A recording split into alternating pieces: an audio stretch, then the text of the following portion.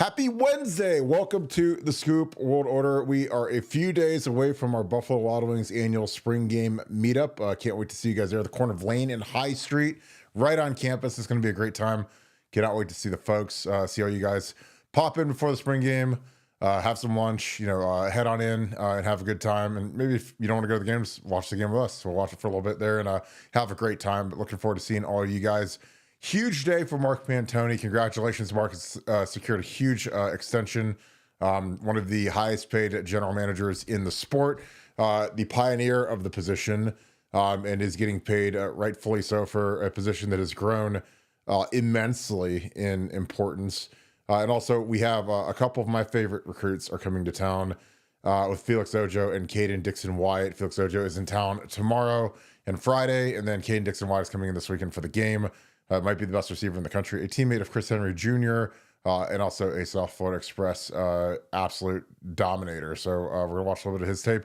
Take your questions as always. If you guys enjoy our content, please leave us a like, click subscribe, also click that little alert bell.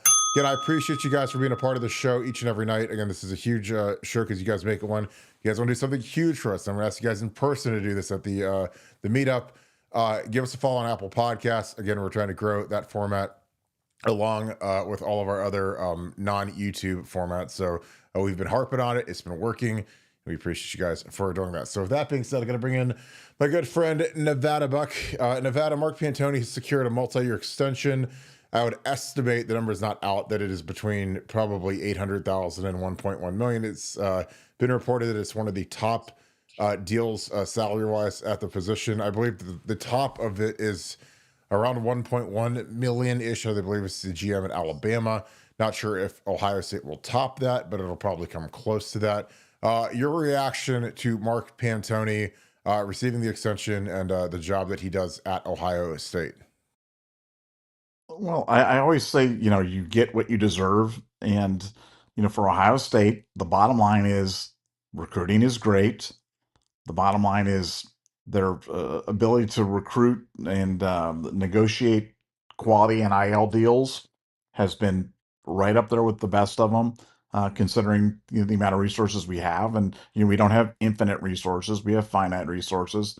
And the guy that's the tip of the spear on those two things is Pantoni. And you think about how his job's kind of evolved.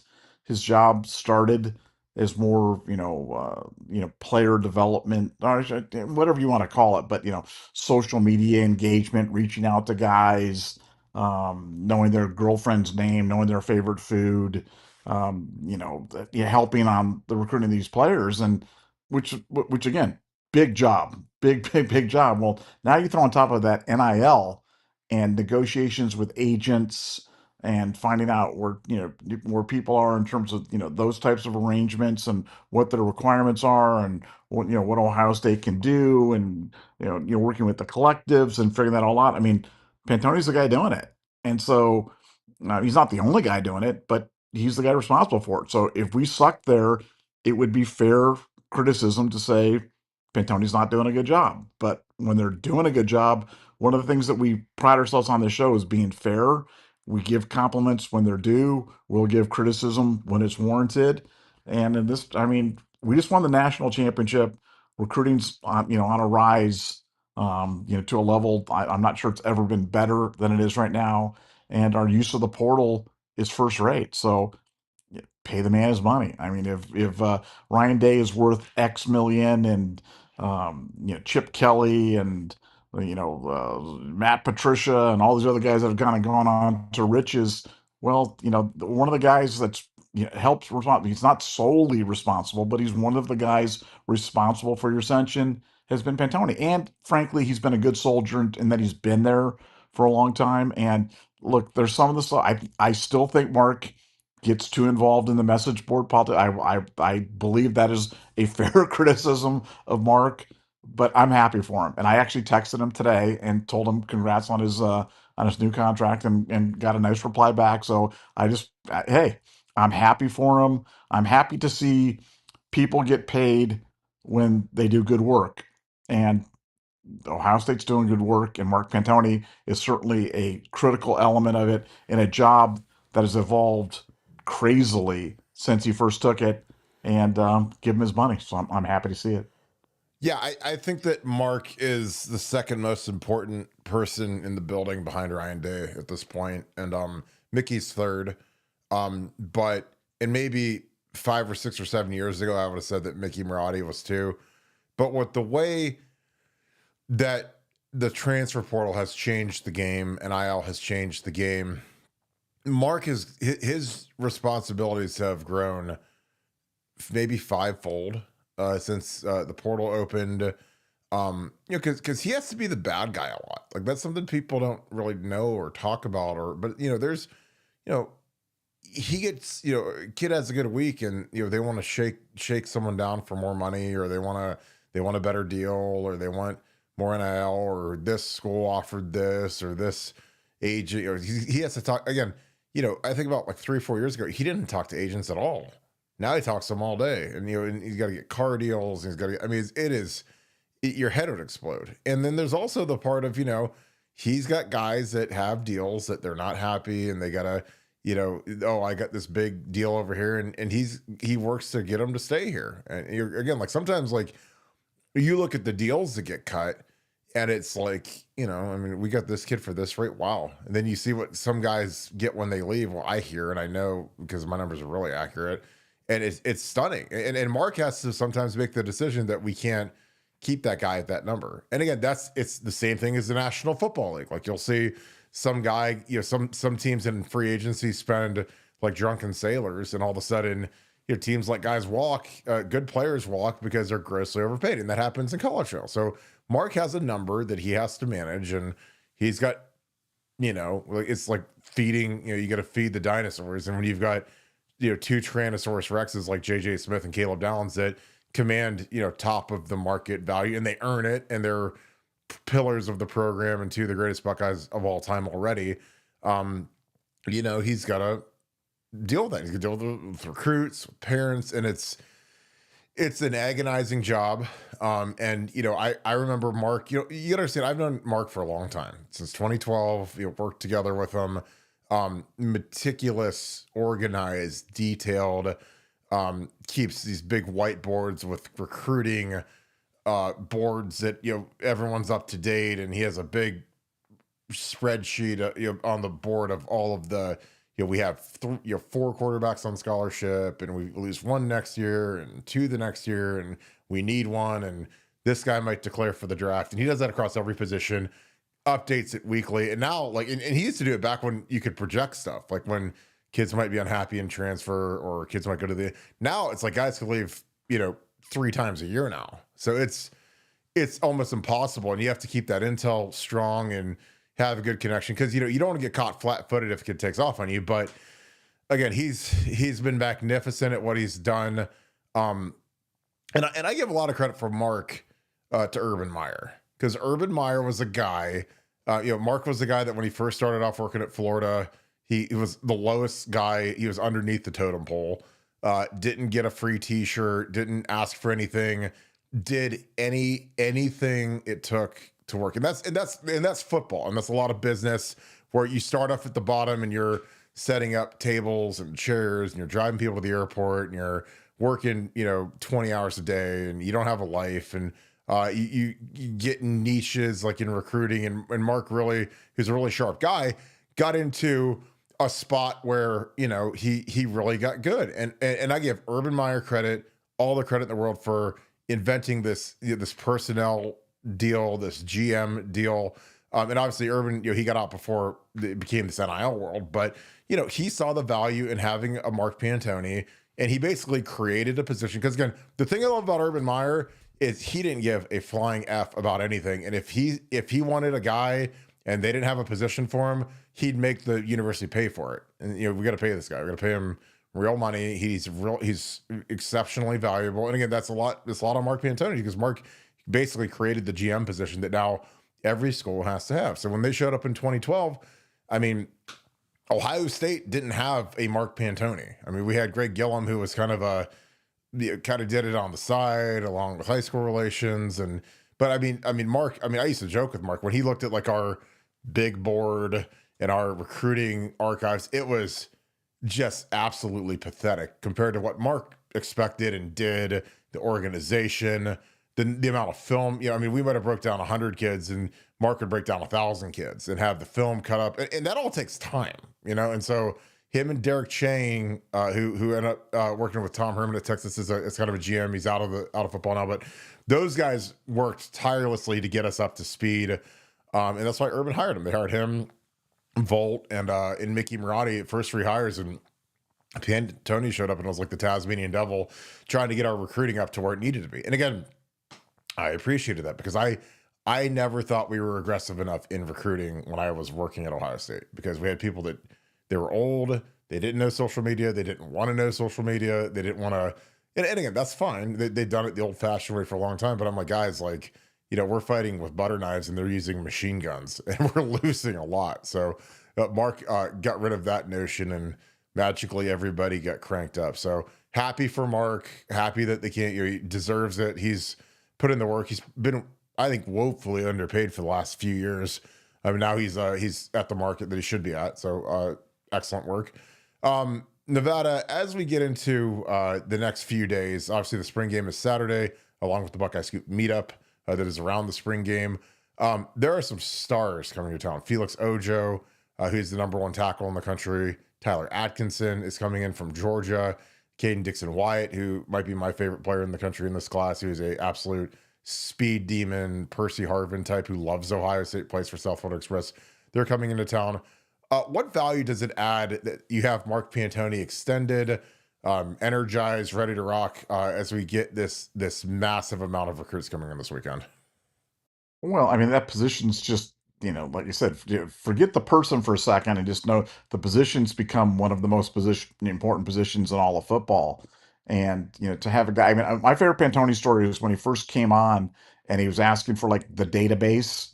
And I think they handed him like a couple of sheets of paper and it had like 40 names on it, with half of them didn't have phone numbers and stuff. And that was the database. So, again, don't want to disparage the people that were here before. Oh, hold on, we've got a dog fight going on right now. I don't want to disparage the people that were here before, but he came into a situation that wasn't exactly a robust environment for a general manager, recruiting manager, that type of thing.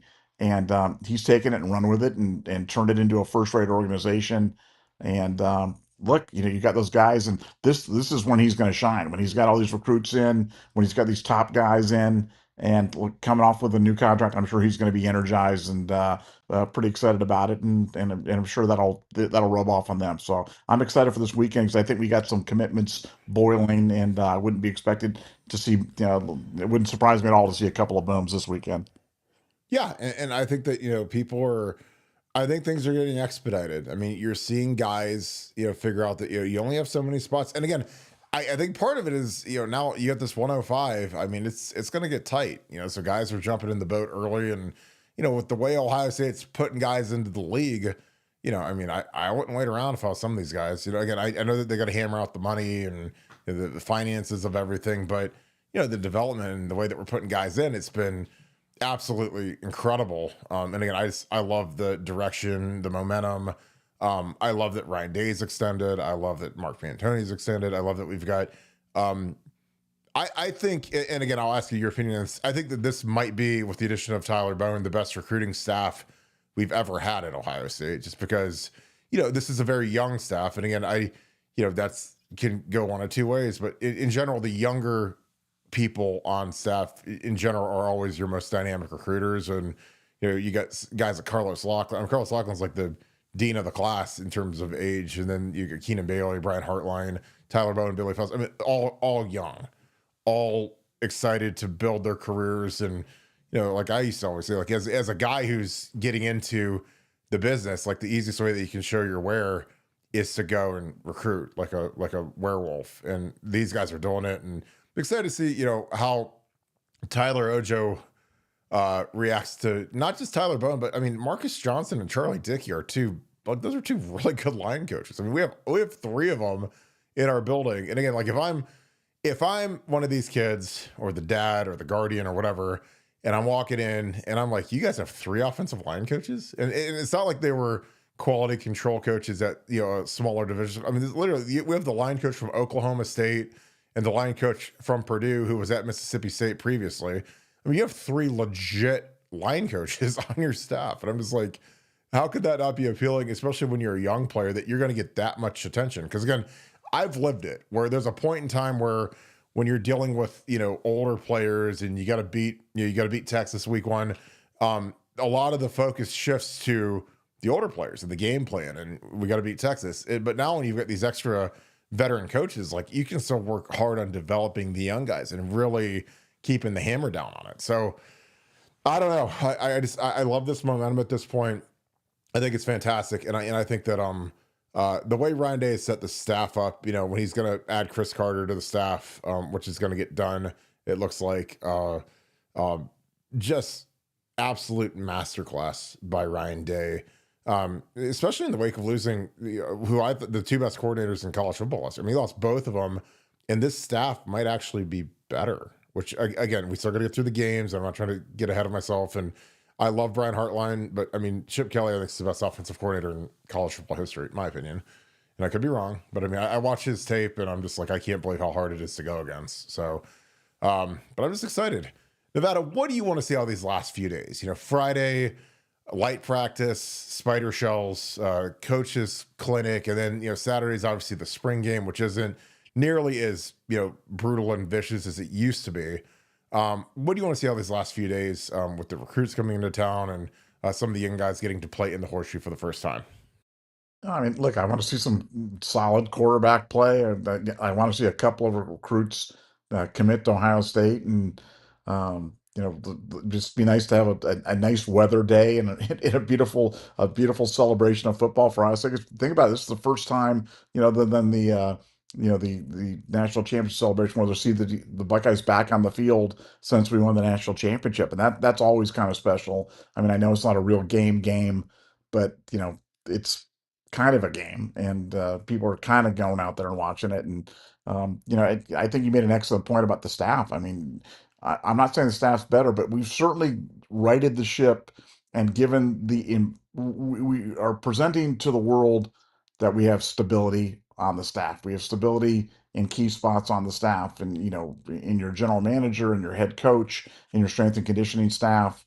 And you know, that could have been a real issue, considering the fact that you know, we lost Justin Fry, we lost, you know, Jim Knowles, we lost Chip Kelly. So, this could have been, the Michigan thing where your staff is getting gutted and you're like, what the heck's going on? And you're not sure where to turn. And instead, I totally agree. I think Ryan Day's completely righted the ship, and we're kind of steaming into the spring game, injury free, answering questions on the team, showcasing a great young team, and stockpiling great talent for 26 and beyond. So just more of the same. Just give me more of the same. I kind of like an uneventful spring, because I think the eventful ones where just weird stuff is happening, I think that stuff kind of snowballs. So I just want it to be uneventful, low key, no injuries, and let's get through the weekend and just have a great weekend of Ohio State football.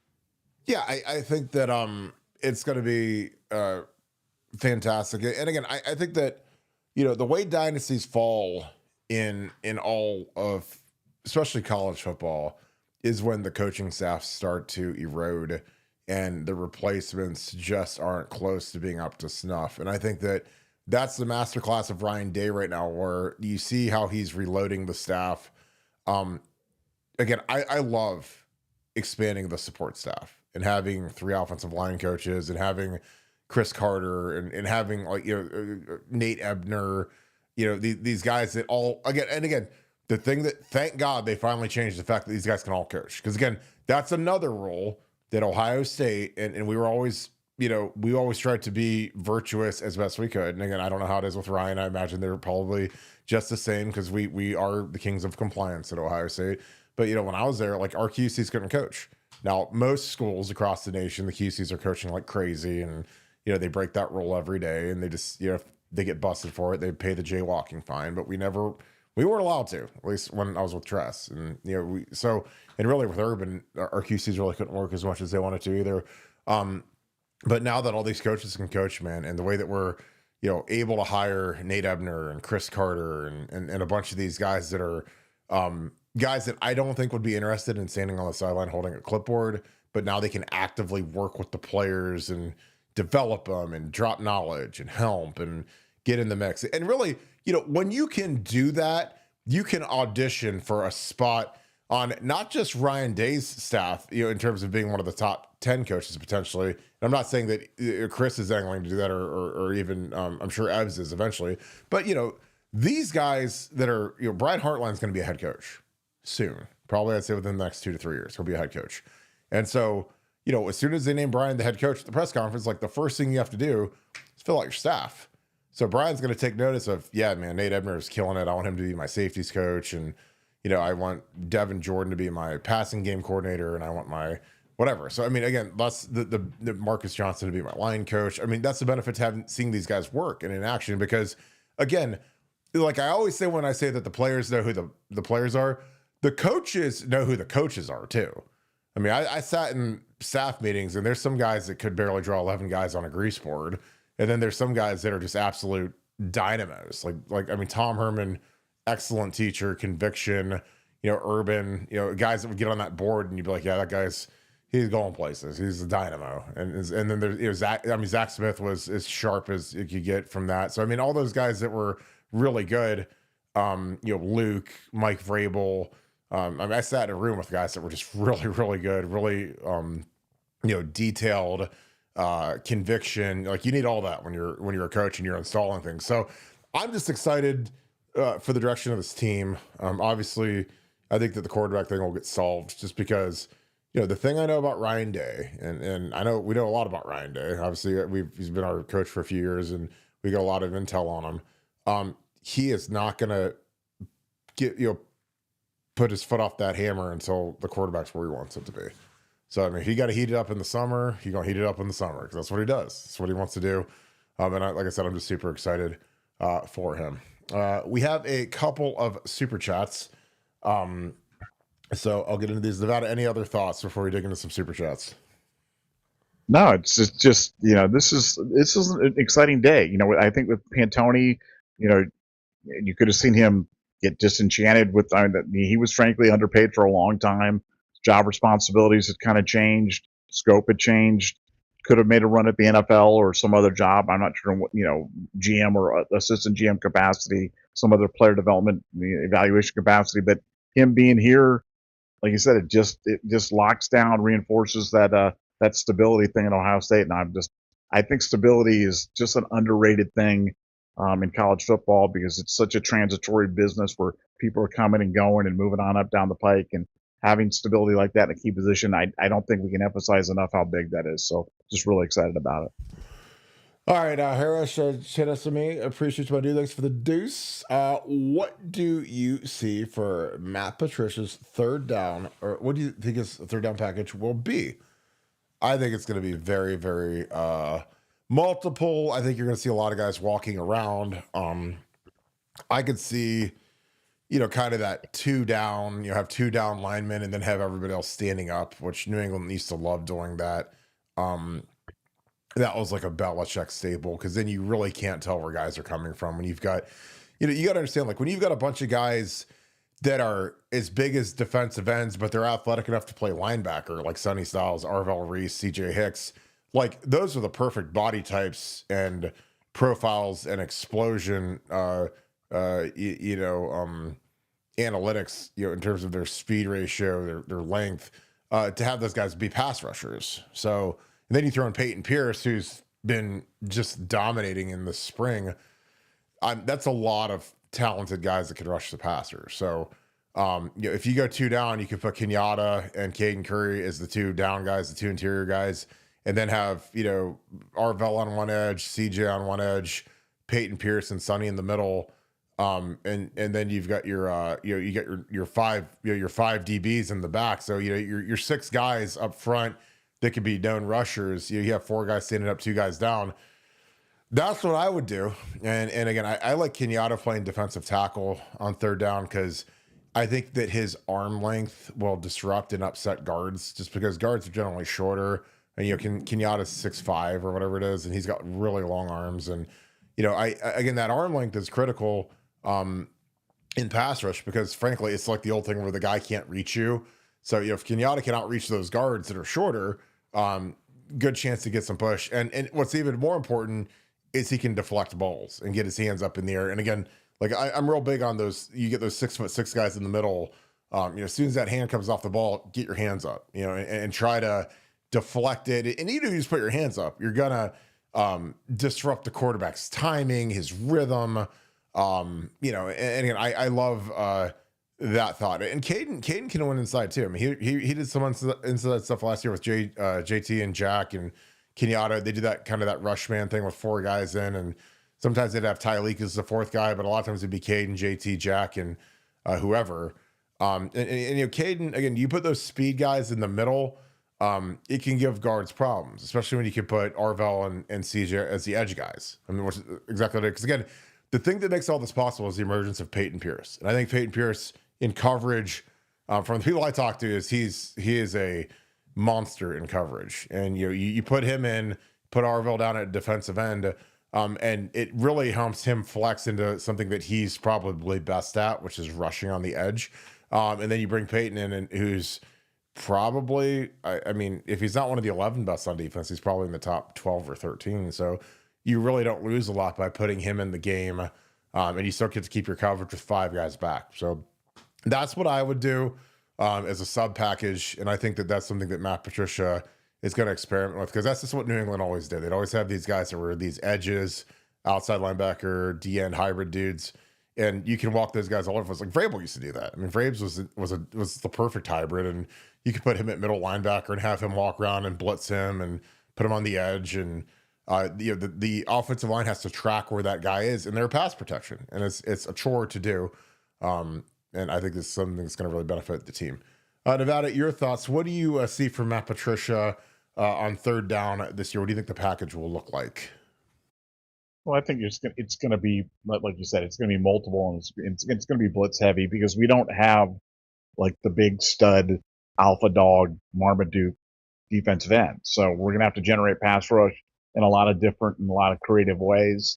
And I think that's what Patricia's best at. I think that, that was really a staple with the New England defense, but I think that's what it's going to bring to Ohio State. And that's frankly what they've been doing through the spring, and confounding the offensive line a lot, especially the tackles. They've been doing a good job in terms of bringing the pressure off the edge and, creating some mismatches and some problems. So I expect to see that into the fall, and it'll be fun. It's going to be different than Knowles. But Knowles at his base, when he got back to his core, he liked the blitz. I think Patricia likes the blitz as well, and I think we'll see plenty of that.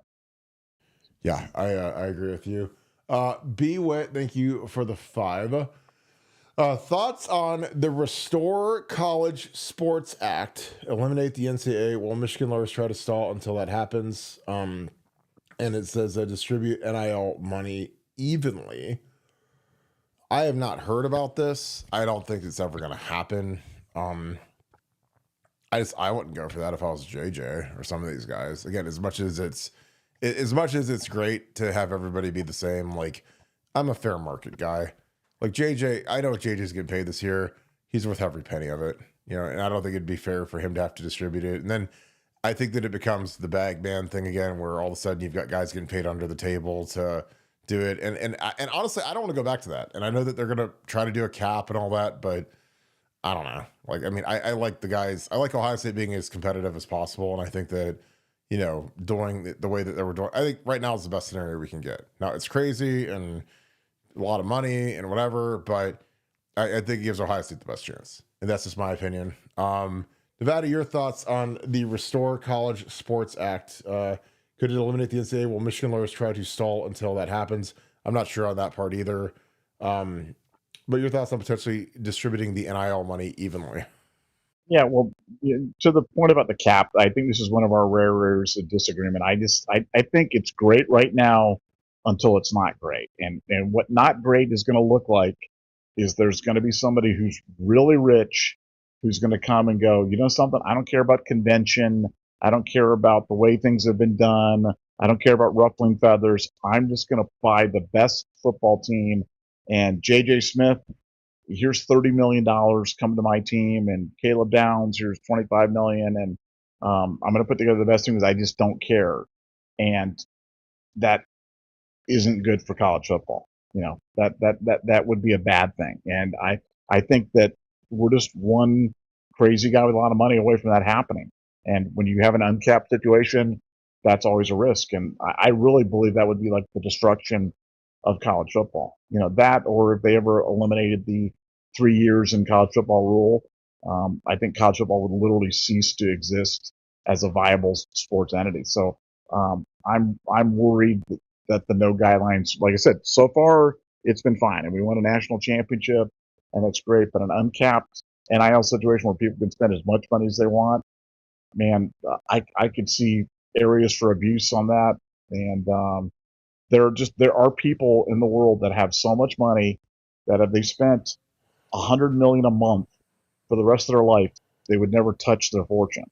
So, you start running numbers like that around in your head and you say, let's just hope and pray those guys aren't college football fans, because that could certainly, change the calculus on a lot of things. One, as for the other thing about Michigan running off the clock, no, I mean, the clock's already running. The clock's already, it's already about ready to strike midnight on them. And, their event horizon is months, not years away from destruction with the NCAA. And the stuff they're talking about there is years to decades away. So, no, Michigan's in trouble, and there's not enough time left in the clock for those guys. Yeah, I agree. And again, I just think, and again, I completely understand it, because that was like Texas A&M a couple years ago when they had the #1 recruiting class ever and spent all that money, and they didn't get anything out of it except for a bunch of guys that transferred to other places and went and made more money. And let me make a point about that. I just think that was just bad execution, because they spent the money on high school kids instead of spending the money on established college kids. If they'd have just refocused the fire and said, no, let's not bet all this money on these 5 stars, but let's go out and buy the kids that are already proven that they could do it. I think that could happen. And if that happened, man, how would you feel as an Ohio State fan if we're like, hey, we won the national championship. Hey, Caleb Downs and JJ are now going to play for Oregon next year. And you're like, oh, that sucks. Huh? I mean, that's the biggest fear right now, and it's like, that's why, I give Ohio State a lot of credit, because I mean, we spend money, but I don't think that we have the most money in the country. I don't think I think that we're in the top, upper echelon. But do I think that some of these guys got offered more money and Ohio State and Mark Pantoni and the position coaches got them to stay? Absolutely. Because again, like when you look at it and you look at, the money, and, you see like if I'm JJ and I've got Brian Hartline coaching me and the offense can be around me, and JJ's eating, I mean, he can eat lobster and steak every night for the rest of his life at this point. But, you see Jamar Chase has got $40 million a year. So, is it worth chasing another, couple, million to go elsewhere? And not that anybody can strip JJ, but if you're like a lesser being than JJ, I don't think it's worth it. Especially when you're here, you're comfortable, it's proven, everybody loves you, like, why would you switch it? Now, there are places where it could change. So again, it'll be fascinating to see. And again, the hardest part is I just don't know what the answer is, because again, a cap in some sort of a thing would be great.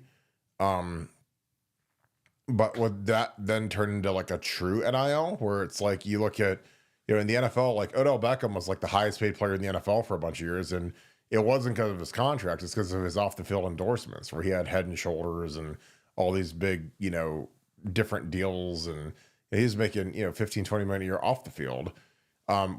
Because to me, that'd be like a true NIL. But, I don't know. Like I said, it's not our problem to solve, and the roster this year is going to be stocked, and I'm excited to see if we go after some guys in the second portal, especially at defensive tackle and maybe even a defensive end. So I'm excited for it. Well, Nevada, I know you got a boogie, so we will get you out of here. Any final thoughts to wrap the show up? No, look, to come to the get together, Buffalo Wild Wings. You got to park somewhere. You got to go there. It's walking distance to everything, and you get to hang out with Kirk and compliment him on how handsome he is. And you look at him right now, and you say, "What is different about you, man? Like, you've lost weight. They're No, just you're looking younger, and no. you look fab. I just want to say you look fabulous. Okay. So I'm just gonna I'm just gonna so I got some dental work done, and my homegirl Emily Dennison owns a dental practice in Dublin. It's called Avery Dental Wellness, and I hate the dentist. I don't like going to the dentist. It's misery. And actually, I'm gonna get Nevada out here, and I'll do my little spiel, so Nevada can get out of here. But you know, I had one of the best, like, again, people don't like going to the doctor or going to the dentist or whatever, but, I went to the dentist today. I got some crowns, did some dental work. Again, I try to, your dental health is so important. So I try to stay on top of that, but just an incredible,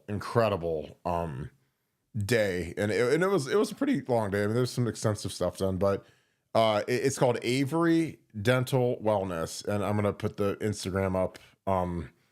And here's my friend Emily. So we went to Ohio State together. So again, Avery Dental Wellness, and it's right for those of you guys that are in Columbus, it's right over on Avery Muirfield, next to the Buffalo Wild Wings, in the plaza. Beautiful office, brand new. But like phenomenal experience, and it was a few hour long appointment, and got the teeth cleaned up and looking good, and my wife Kim and the kids go there, and my kids love it there. So again, I know a lot of people don't like dentists. They might not have a dentist. They might not know where to go. But like again, one of the best experiences I've had getting right, because again, you get older, you got to take care of yourself, and your dental health is just so critical. Again, it can affect your heart, can affect a lot of things. And her staff is amazing. They're funny, work crazy hard. My teeth feel great, and look great. And I'm just super excited about it. So again, and Emily's a Buckeye, and she's Scoop family. She loves Buckeye Scoop, and I appreciate her. I've known her since literally we were freshmen in college, and she's doing great work. So again, if you guys need a dentist, Avery, Avery Dental Wellness is the spot. Tell them Buckeye Scoop sent you, because she's Scoop fam, and really does a nice job. So again, I was really proud of her. Like I said, we've known each other forever. But again, I happy. Like I said, I like the teeth looking clean and feeling good. So I appreciate you guys. So if you guys enjoy our content, please leave us a like, click subscribe, also click that little alert bell. Again, I appreciate you guys. Look forward to seeing you guys on Saturday. I'll be holding it down with a bunch of Scoop fam. Can't wait to see you guys. It'll be from 10 to 12 is what the stop is, but obviously, it can bleed in a little bit later than 12, obviously at the game kicking off. But, they're going to open the doors at 10, get there early, because I know that they're going to absolutely flood the place. You guys are awesome. There was a huge line last time, so love seeing you guys. Can't wait to see all you guys, and take the photos and just shoot the bull, and just super excited about it. So, again, if you guys want to do something huge for us, and I'll be doing this in person, I'll be grabbing your phones and saying follow us on Apple Podcasts, and on other things, because I appreciate all that you guys do. That's an easy way to help us. So follow us on YouTube, and Spotify, Apple Podcasts, especially. We appreciate you. Devin's coming in, my dog. Here we go. Devin, as we are wrapping up, is bringing the heat. Ohio 7715, thank you for being an ultra member, and thank you for being a mention, for being an awesome friend. Appreciate you, my dude. Make sure you guys follow the Buckeye Boys, and it's spelled Boys, Boyz. Their channel is exploding in popularity. Excellent interviews, great recruiting content, great interviews with some of the biggest recruits in the country, and a lot of great parents. Really kind of a different type of content, but just excellent stuff. So make sure you guys give those guys a sub, and tune in. A lot of times they tail us. So a lot of the guys, Steely and the crew, they lead everybody over there. Beth and Karis, I appreciate you guys. So shout out Scoop and Scoop fam. Two most impactful players this year on both sides of the ball. Expectations for Heartland's Growing Pains 2025 Natty Luck. Well, I mean, JJ obviously is an easy pick. I kind of don't want to go JJ and Caleb Downs, so I'll make it a little different. I want to say James Peoples. I think James Peoples is going to have a huge impact. He's a guy that is killing it. Some guys that were practiced this week really thought he's taken a big step, physical, explosive, does everything right. Really excited to see what he can do. So I'll say James Peoples. Defensively, I mean, I really want to go Sonny Styles because I think that the way that he's going to play that linebacker spot, the physicality, the leadership, he's going to be a huge impact. Jermaine Matthews is a guy who's stepping up. So obviously the easy ones are JJ and Caleb. They're the two best players in the country, in my opinion. But I'll go Sonny and James Peoples. I think that they'll be absolutely outstanding.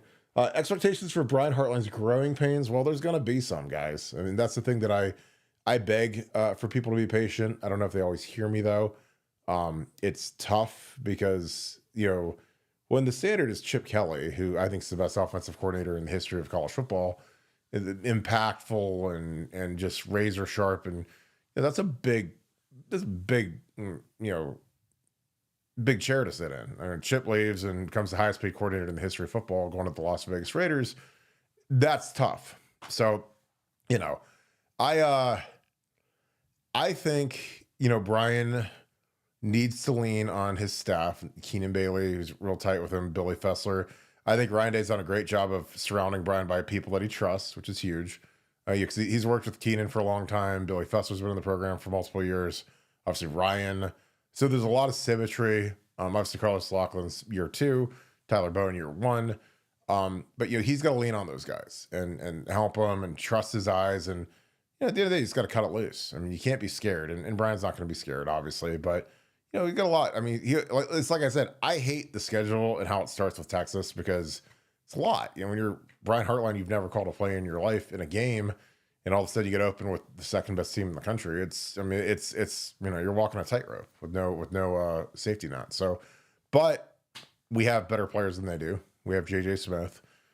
You don't have to overthink it when you have better players than everybody you go against. So, again, when you play poker and every single hand that every hand you have 4 aces, like you don't have to be some sort of genius to win the hand every time. So it's kind of what it's like to be the offensive coordinator at Ohio State because we have better players. So Brian will be ready to go. But I always, I jokingly say that people will turn on Brian Hartline because that's just how our fan base is. Like again, we wanted to fire Chip Kelly, Tom Herman. Tom Herman goes on to be the coach at Texas. Chip Kelly goes on to be the highest paid coordinator in NFL history. I mean, it's just kind of a rite of passage that everybody wants to fire our offensive and defensive coordinators because they'll hate, and our line coach. They will hate Brian Hartline. They will hate Tyler Bowen, and they will hate Matt Patricia. And it's just that's just the message board and Twitter culture. Again, there's no patience. And coming off a national championship where Jim Knowles started off with a defense that was horrific under Kerry Combs and made it better and better and better. And last year, I think was the best defense in Ohio State history. And now that's what Matt Patricia is going to be expected to do in the first year as DC. So it's going to be tough. But I think and Brian, I talked about Chip Kelly was here for 1 year, but he also had Will Howard, who I think again, if you guys haven't watched that Gruden special where they interview Will Howard, it shows you how incredibly smart Will Howard is, how tough he is, leadership, charisma. Again, I don't know how he's not a first round pick. I just don't. Again, people can say whatever about that kid, but his completion percentage was incredible last year. He had the best year in Ohio State history, for my opinion, at quarterback. So that was Chip Kelly's quarterback. This year, Brian, he's got Lincoln and he's got Julian Sain, and if they go into the portal, see what they can get. But it's that's not the same as having a 40-start monster like Will Howard. So again, that works against Brian a little bit. Having a first-time starting quarterback who's never started a game, and so the quarterback's gonna be a little green and a little, he's gonna have a learning curve because that's just what happens with young players. So Chip Kelly didn't have to deal with that as much with Will Howard starting 40 games before he started a single game at Ohio State. So, but I think Brian, Brian's this is his year to take that step because he wants to be a head coach. I talked to him, God, it's been 3 or 4 years now since I talked to him at town hall, and I said, you got to go call plays. And he's like, well, I don't, that's Ryan's thing. I was like, no, it's going to be your thing. If you want to be a head coach on either side of the ball, you have to be a play caller, defensively or offensively. Like that's the prerequisite, because that's the sword that you carry into battle when you go to be a head coach, is that you can lean on your ability to call plays. And that's what Ryan did. I mean, Ryan, when he showed up here and he was learning everything, and until you become a head coach, you don't know what you don't know. So he had to learn a lot of stuff, and some of the stuff was hard to learn and tough and turbulence and whatever. But he could always rely on the fact that he was one of the best play callers in the country. That was his, his weapon that he knew that he had in the holster that he could pull and be excellent with. So Brian has to develop that. And I think that that's something that he'll develop this year. And again, like, he doesn't have to be, a neurosurgeon to say that, to throw it to Jeremiah Smith and throw it to, Brandon Ennis and Carnell Tate and Max Clare and hand it to James Peoples and run behind a really talented, big, strong offensive line that's, experienced. So you don't have to rewrite anything when you've got that kind of talent. Now, if you're bottom of the Big Ten and you don't have the players, then different world. But Brian's dealing with, he's dealt 4 aces, so it ain't hard to win the poker hand. So, well, I appreciate you guys, and I appreciate you, Devin, for prolonging this. Nevada kind of had a hard stop.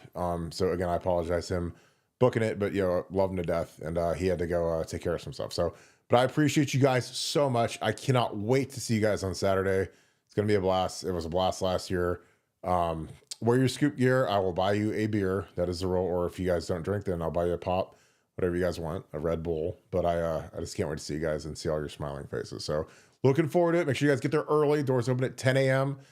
So get in, get you a seat, and I will look forward to see all of you guys. So with that being said, thank you so much, Buckeye Nation. Thank you, Scoop family. I will talk to you guys tomorrow. Cannot wait to see you guys at 7:10. Go Bucks.